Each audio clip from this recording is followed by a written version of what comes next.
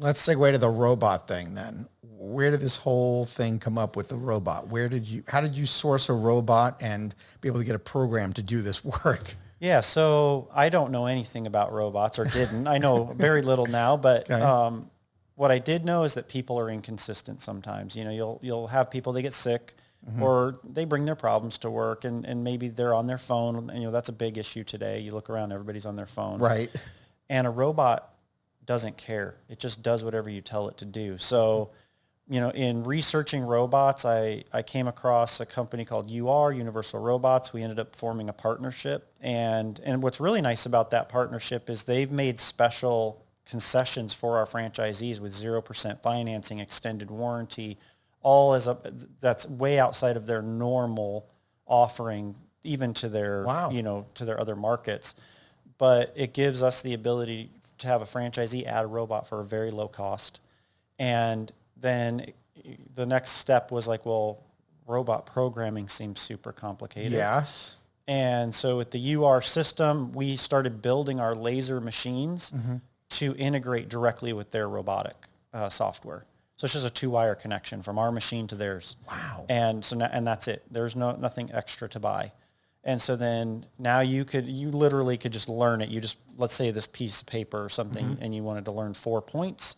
And then you say, okay, I want it to overlap every 2 inches. Okay. And the robot will literally instantly write the program. You just have to tell it where the 4 points are, and it's drag to teach. You just move it to point 1, learn. Point 2, learn. Now, and once you have all the points, then you can change the direction that it's going to cover that surface too. You can have it going left to right, top to bottom, at an angle. And so you can literally program it very quickly. And then we're also working on some vision applications where we'll have a camera that can see the part, and it'll know that it's contaminated. It'll know what a clean part looks like, and it'll automatically deploy and be able to clean that surface. Wow. Okay. How big is this robot? So pretty small. The one that we're utilizing, like 99% of the time, weighs about 70 pounds. Okay. It would fit, on the corner of this table. It has a reach of about roughly 6 feet. Okay. So pretty good Oh, size. we can reach pretty far. Yeah. And then we developed a mobile base for it, so it can roll into a van or a trailer. So imagine you have a room, like let's say this room we're in here, you had water damage, so you have mold on the ceiling and the walls. And you don't have to tear the drywall off. In this case, it's just surface mold.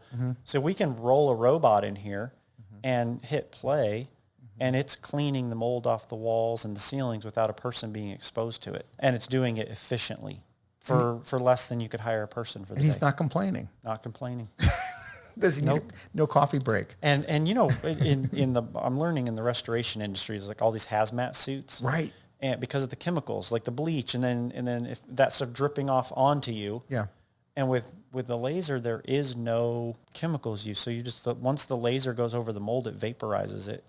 It's neutralized, and now you have, a non-toxic environment.